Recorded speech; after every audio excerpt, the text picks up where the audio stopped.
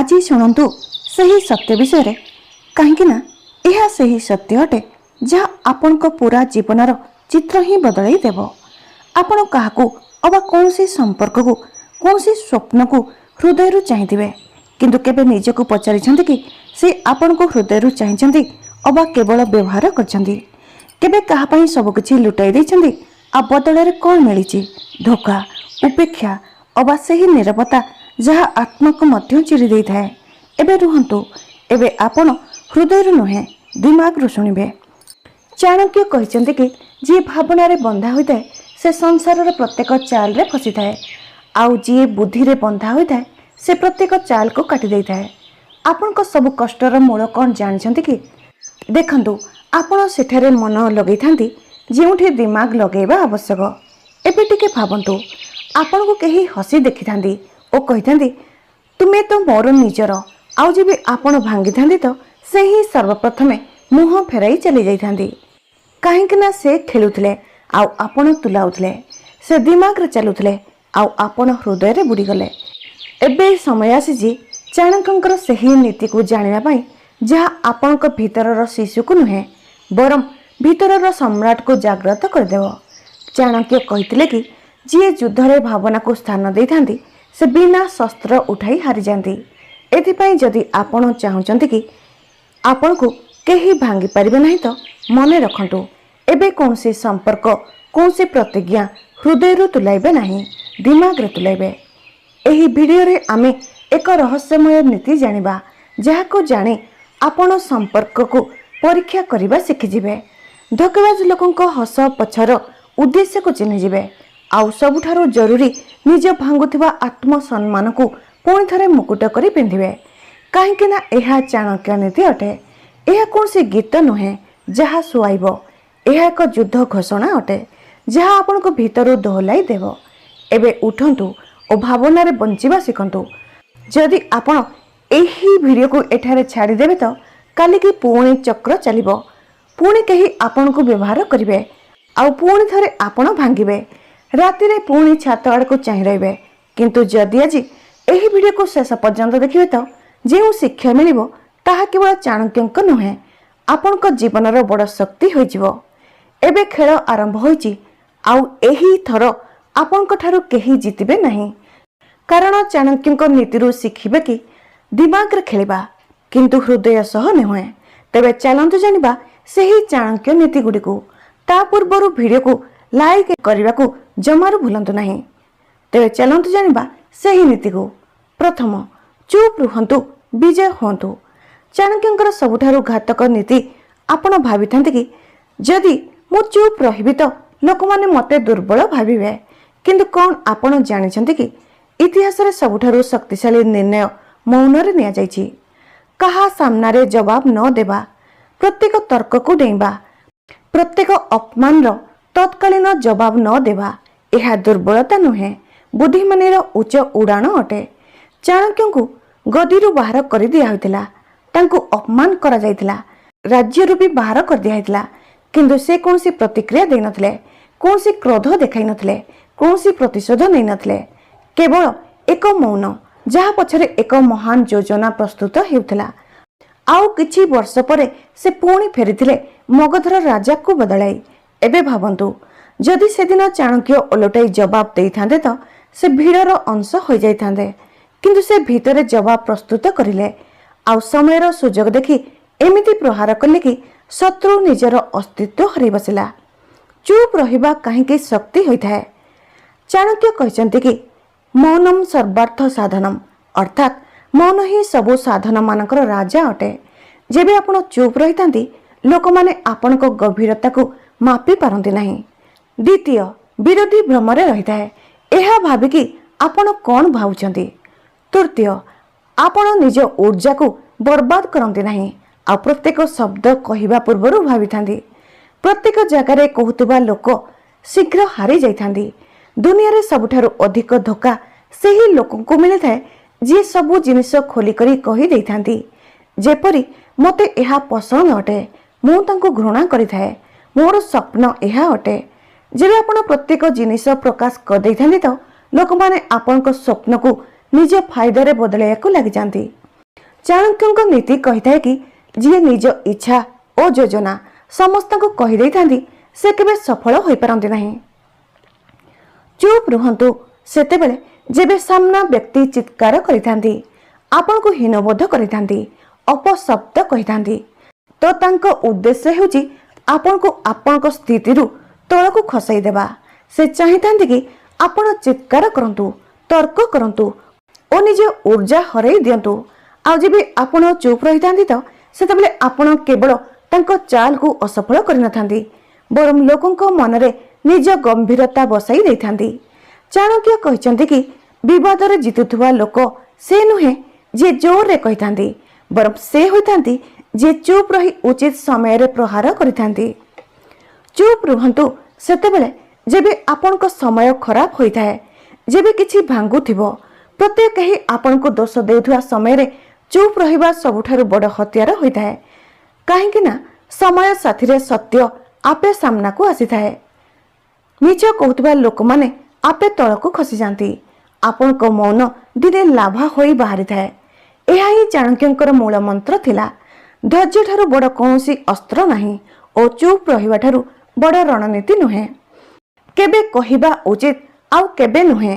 ଚୁପ୍ ରହିବା ଏକ ଶକ୍ତି ଅଟେ, କିନ୍ତୁ କହିବା ବି ଏକ କଳା ଅଟେ।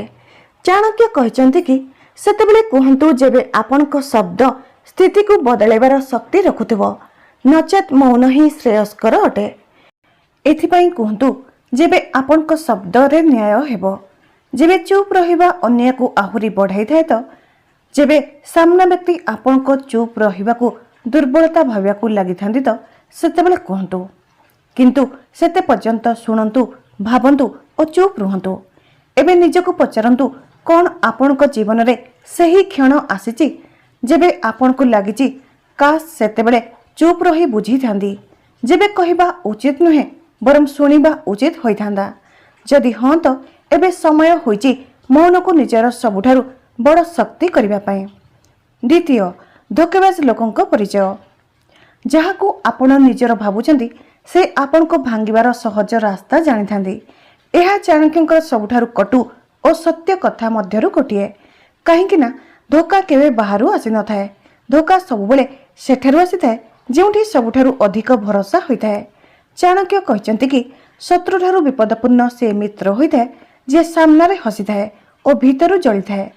ଧ୍ୟାନ ଦିଅନ୍ତୁ, ଯଦି କେହି ଆପଣଙ୍କୁ ଅଧିକ ମିଠା କଥା କହୁଛନ୍ତି ଓ ସବୁ କଥାରେ ହଁରେ ହଁ କହୁଛନ୍ତି ତ ଓ ଆପଣଙ୍କ ସବୁ ବିଚାରର ପ୍ରଶଂସା କରୁଛନ୍ତି ତ ଆଉ ସବୁବେଳେ ଆପଣଙ୍କୁ ନିଜର କହିଥାନ୍ତି ତ ସତର୍କ ହୋଇଯାନ୍ତୁ। କାହିଁକି ନା ହୋଇପାରେ ସେ ଅସଲି ନୁହେଁ ବରଂ ରାଜନୀତିକ ଅଟନ୍ତି।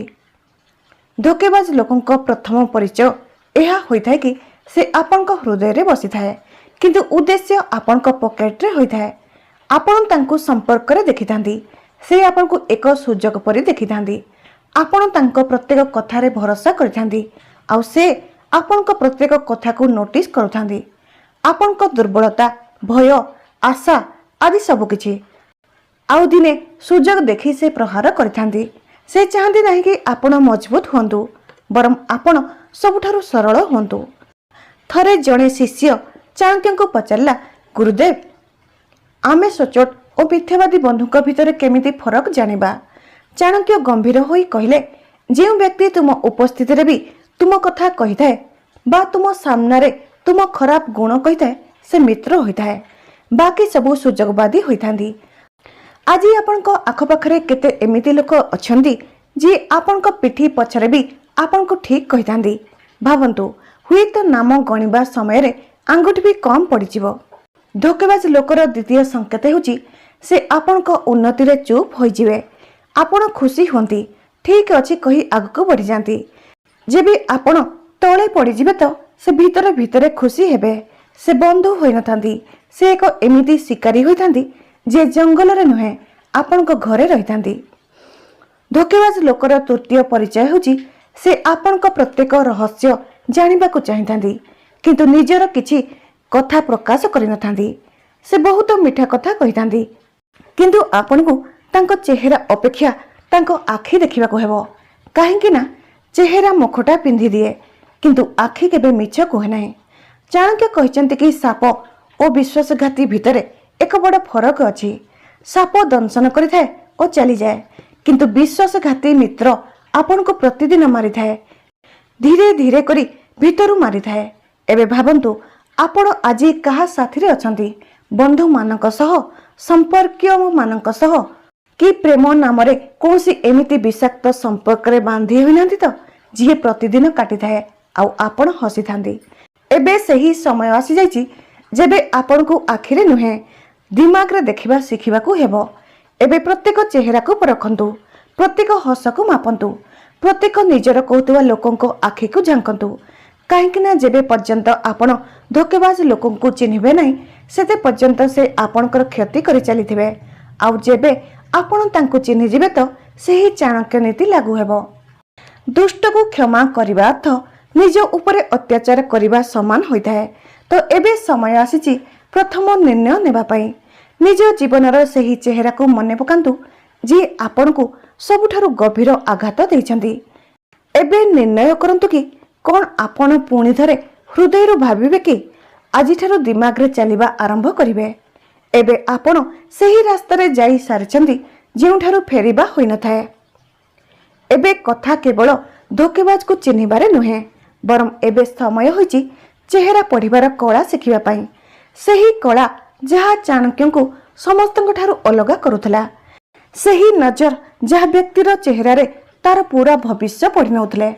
ଏବେ ପ୍ରସ୍ତୁତ ହୁଅନ୍ତୁ ଜାଣିବା ପାଇଁ ସେହି ଅଧ୍ୟାୟ ଯାହା ଏତେ ଧାରୁଆ କି ପ୍ରତ୍ୟେକ ମୁଖଟାକୁ ଚିହ୍ନି ପାରିବେ। ଧୋକେବାଜ ଲୋକର ଚେହେରା ପଢ଼ିବା ଶିଖନ୍ତୁ। ଚାଣକ୍ୟଙ୍କ ପରି ଦୃଷ୍ଟି ରଖନ୍ତୁ। ଥରେ ମଗଧ ଦରବାରରେ ଏକ ଦରବାରୀ ଆସିଲା। ସଫା କପଡ଼ା, ମଧୁର ହସ ମୁଣ୍ଡ ତଳକୁ କରି। ସମସ୍ତଙ୍କୁ ଲାଗିଲା କି ଇଏ ବହୁତ ବିନମ୍ର, ଭଲ ଓ ସଚ୍ଚୋଟ ବ୍ୟକ୍ତି ଅଟେ। କିନ୍ତୁ ଚାଣକ୍ୟ ତାଙ୍କୁ କେବଳ ଥରେ ଦେଖିଲେ ଓ ସମ୍ରାଟଙ୍କୁ କହିଲେ, ଏହି ବ୍ୟକ୍ତିକୁ ସିଂହାସନ ଠାରୁ ଦୂରେଇ ରଖନ୍ତୁ, କାହିଁକି ନା ଏହାର ହସ ବିଶ୍ୱାସ ଯୋଗ୍ୟ ନୁହେଁ। ଏହାଠାରେ ଏକ ବହୁତ ବଡ଼ ଚାଲ ଲୁଚି ରହିଛି। କିଛି ମାସ ପରେ ସେହି ବ୍ୟକ୍ତି ଦରବାରକୁ ଭାଙ୍ଗିବାର ଷଡ଼ଯନ୍ତ୍ରରେ ଧରାପଡ଼ିଲା। ଏବେ ପ୍ରଶ୍ନ ହେଉଛି କି ଚାଣକ୍ୟ ଏ ବ୍ୟକ୍ତିକୁ ଗୋଟିଏ ଥରରେ କେମିତି ଜାଣିନେଲେ? କ'ଣ ତାଙ୍କ ପାଖରେ କୌଣସି ଯାଦୁ ଥିଲା? ନୁହେଁ, ତାଙ୍କ ପାଖରେ ଥିଲା ଚେହେରା ପଢ଼ିବାର କଳା। ଚାଣକ୍ୟ କହୁଥିଲେ କି ବ୍ୟକ୍ତିର ଚେହେରାରେ ତାର ମନର ଛାୟା ହୋଇଥାଏ। ତାଙ୍କ ଆଖି ତାଙ୍କ ଭିତରରେ ଥିବା ରହସ୍ୟର ପ୍ରଥମ କବାଟ ହୋଇଥାଏ। ଏବେ ଆପଣ ବି ଏହି କଳା ଶିଖିପାରିବେ। ଯଦି ଶିଖିଯିବେ ତ ଆପଣଙ୍କୁ କେହି ଧୋକା ଦେଇପାରିବେ ନାହିଁ। ପ୍ରଥମ ଚେହେରା ଏମିତି ଲୋକମାନେ ବହୁତ ମିଶାକି ହୋଇଥାନ୍ତି, ଅତି ନିଜର ପରି ବ୍ୟବହାର କରିଥାନ୍ତି, କିନ୍ତୁ ଲକ୍ଷ୍ୟ କରି ଦେଖିବେ ତ ତାଙ୍କ କଥାରେ ଏକ ଅଜବ ଶୀଘ୍ରତା ହୋଇଥାଏ। ସେ ଚାହିଁଥାନ୍ତି କି ଆପଣ ଶୀଘ୍ର ତାଙ୍କ ନିକଟତର ହୋଇଯାଆନ୍ତୁ, କାହିଁକି ନା ତାଙ୍କ ପାଖରେ କୌଣସି ଯୋଜନା ହୋଇଥାଏ ଯେଉଁଥିରେ ଆପଣ ଏକ ସିଡ଼ି ହୋଇପାରିବେ। ଚାଣକ୍ୟ କହୁଥିଲେ କି ଯିଏ ଶୀଘ୍ର ମିଶିଥାଏ ସେ ଅଧିକାଂଶ ଆପଣଙ୍କୁ ଶୀଘ୍ର ଭୁଲିବା ପାଇଁ ଆସିଥାଏ। ଦ୍ୱିତୀୟ ଚେହେରା ହେଉଛି ଭୟଭୀତ କିଛି ଚେହେରା। ସବୁବେଳେ ମୁଣ୍ଡ ନୁଆଇଁ କହିଥାନ୍ତି, ଆଖି ମିଶାଇ ନଥାନ୍ତି, ସ୍ମିତ ହାସ୍ୟ କରିଥାନ୍ତି।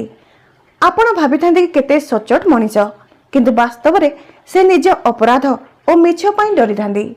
ଚାଣକ୍ୟ ନୀତି କହିଥାଏ କି ଯାହାର ନଜର ସ୍ଥିର ନୁହେଁ ତାଙ୍କ ମନ ବି ସ୍ଥିର ହୋଇନଥାଏ। ଯଦି କେହି ବାରମ୍ବାର ଆଖି ଚୁରାଇଥାନ୍ତି ତ ବୁଝିଯାଆନ୍ତୁ କି ସେ କିଛି ଲୁଚାଉଛନ୍ତି। ତୃତୀୟ ଚେହେରା ସବୁ କଥାରେ ହଁ ଭରୁଥିବା ବ୍ୟକ୍ତି। ଆପଣଙ୍କ ହଁରେ ହଁ ଭରିଥାନ୍ତି ତ ରହିଯାଆନ୍ତୁ, ଏହା ସମ୍ମାନ ନୁହେଁ, ଭିତରେ ଭିତରେ ଆପଣଙ୍କ ବିଚାରର ବିଶ୍ଳେଷଣ ଅଟେ। ସେ ଜାଣିବାକୁ ଚାହିଁଥାନ୍ତି କି ଆପଣ କ'ଣ ଭାବିଥାନ୍ତି, ହେଲେ ସମୟ ଆସିଲେ ଆପଣଙ୍କ ବିଚାର ବିରୋଧରେ ଚାଲ ଚଲାଇ ପାରିବେ। ଚାଣକ୍ୟ କହୁଥିଲେ କି ଯିଏ ସବୁ କଥାରେ ସହମତ ହୋଇଥାନ୍ତି ସେ ହୁଏତ ମୂର୍ଖ ହୋଇଥାନ୍ତି ଅବା ବହୁତ ବଡ଼ ଯୋଜନାକାର ହୋଇଥାନ୍ତି। ଚତୁର୍ଥ ଚେହେରା ହେଉଛି ମୂକ ଦର୍ଶକ। ସେହି ଲୋକ ଯିଏ ସବୁ ଜାଗାରେ ଚୁପ୍ ରହିଥାନ୍ତି, ବାସ୍ ଶୁଣିଥାନ୍ତି, ଦେଖିଥାନ୍ତି, ଆଉ କିଛି କହିନଥାନ୍ତି। ଆପଣ ଭାବିଥାନ୍ତି କି ଏଥିରେ କିଛି ଫରକ ପଡ଼ୁନାହିଁ, କିନ୍ତୁ ବାସ୍ତବରେ ସେ ପ୍ରତ୍ୟେକ ଜିନିଷର ରେକର୍ଡ ରଖୁଥାନ୍ତି, କାହିଁକି ନା ଯେବେ ଆପଣ ହାରିବେ ସେତେବେଳେ ସେହି ଲୋକମାନେ କହିବେ ମୋତେ ତ ପ୍ରଥମରୁ ଜଣାଥିଲା। ଚାଣକ୍ୟ କହିଥିଲେ କି ଯିଏ ସବୁ ସମୟରେ ଚୁପ୍ ରହିଥାନ୍ତି ସେ ହୁଏତ ସାଧୁ ହୋଇଥାନ୍ତି ଅବା ସବୁଠାରୁ ବଡ଼ ଗୁପ୍ତଚର ହୋଇଥାନ୍ତି। ଚେହେରା ଠାରୁ ବି ଉପରେ ଚାଲି, ଭାଷା ଓ ଧ୍ୱନି ହୋଇଥାଏ। ଚାଣକ୍ୟ କେବଳ ଚେହେରା ପଢ଼ିନଥାନ୍ତି, ସ୍ୱରର ଉଚ୍ଚ ନିଚ ହେବା, ଚାଲିବାର ଶୈଳୀ, बसिबार ढंग एपरिकी हाथर हरकत भी पड़ी थांदी। कहीं जदि कथा हेबा समय बारंबार नाक को छुई थांदी, बेक को नुआई थांदी ओ ओठ को दबाई थांदी अबा गला सफा कर थांदी तो बुझी जातु कि हुए तो से असहज अटंती अबा मिछ कहउछंदी। एबे आपण एहा भाबुछंदी कि कौन एहा वास्तव में शिखा जाई पारे?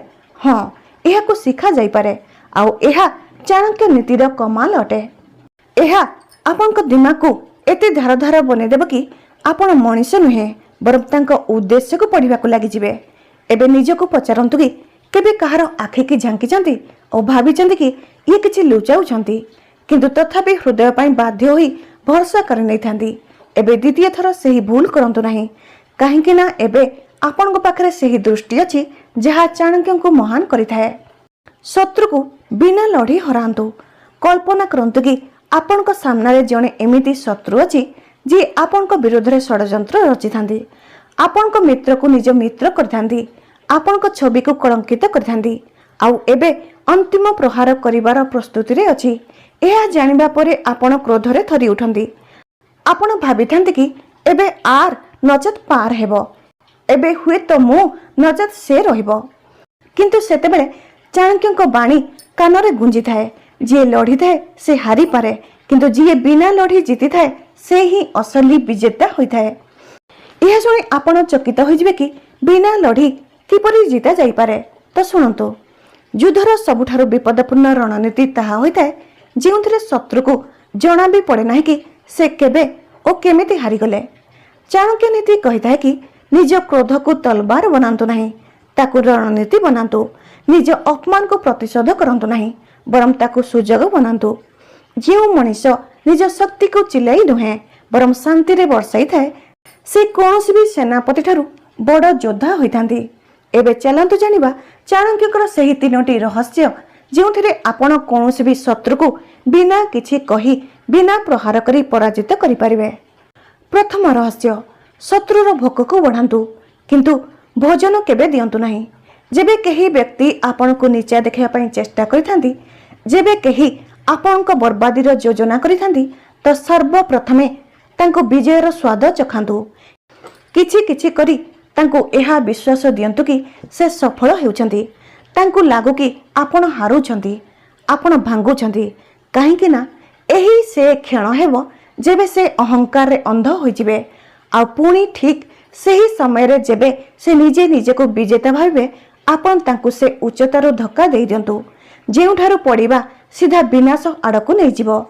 द्वितीय रहस्य, प्रहार करंतु किंतु सामनारू नुहे। चाणक्य कहचंती कि शत्रुर शक्ति को डरिबा अनुचित, बरम तांको दुर्बलता चिन्हिबा आवश्यक अटे। प्रत्येक शत्रु पाखरे गोटिए दुर्बलता होइथाए। कहार लोभ होइथाए, कहार क्रोध होइथाए, कहार मोह होइथाए, कहार डर होइथाए। सेही दुर्बलता को खोजंतु आ सेठारे प्रहार करंतु। ना शब्द हेबो, ना चित्कार हेबो, ना तलवार चलिबो, किंतु शत्रुर आत्मा मध्य कंपी जीवो। तृतीय रहस्य, मौन ठारू बड़ आक्रमण किछि नाही। जदि आपण तांको चाल रो जवाब देउनांती कि प्रतिशोध नेउनांती, ना कोनसे सफाई देइथांती, बरम बास शांति रे देखिथांती, तो से विचलित होई उठंती। शत्रु सबुबेले प्रतिक्रिया चाहिए, तांको युद्ध आवश्यक होइथाए, चित्कार आवश्यक होइथाए, कोलाहल आवश्यक होइथाए, क्रोध आवश्यक होइथाए। किंतु जेबे आपण मौन रहिथांती, तो आपण तांको तांको विचलतारे जलाई देइथांती, से हारी थांती, काहेकि ना आपण तांको रचित योजना को भांगी देइथांती। एबे भाबंतु कि कौन आपण भी कौनसी शत्रु पई संघर्ष करछंती? कौन आपनक जीवन रे भी कहीं एमिति अछंती जे आपनक छवि को नष्ट करिया को चाहितांती, जे आपनक सफलता को सहन करि पारंती नाही, अबा जे आपनक प्रत्येक स्थिति रे तळे पड़िया को देखिबा को चाहितांती। तो चाणक्य कहचंती कि जदि शत्रु अग्नि अटे, तो आपण पवन होंतु नाही, आपण जल होंतु। जी निया को ना केवल लिभाइबो, बरम ताको शांत भी कर देई थाए। एही शेष कथा को ध्यान देई सुनंतु। युद्ध जीतिबा महान नुहे, युद्ध को टाली शत्रु को नाश करदेबा ही असल रे महानता होइथाए। चाणक्यक नीति रे लढ़िबा आवश्यक होई न थाए, आवश्यक होइथाए भावनार तीव्रता और मौनर गभीरता। एबे आपण प्रस्तुत अटंती शत्रु को तांको चाल रे फसाई ତାଙ୍କୁ ବିନା ଲଢ଼ି ହରାଇବା ପାଇଁ। ତେବେ ଆଜିର ଭିଡ଼ିଓଟି ଆପଣଙ୍କୁ କିପରି ଲାଗିଲା କମେଣ୍ଟ କରି ଜଣାଇବେ। ଭିଡ଼ିଓଟି ଆପଣଙ୍କୁ ଭଲ ଲାଗିଥିଲେ like, comment, share and subscribe କରନ୍ତୁ। ଧନ୍ୟବାଦ।